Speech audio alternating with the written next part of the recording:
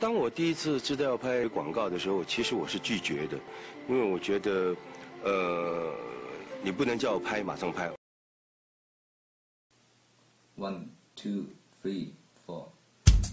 一個人獨自去尋找希望能來年才會憶今天的艱辛，明日便興奮，一個人仍然能情深想為人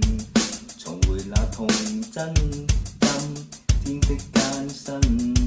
亦感吸引，一個人一個人一個人獨自去尋找希望能來年才會憶今天多艱辛，一個人仍然能情深想為人重回那童真，今天多艱辛，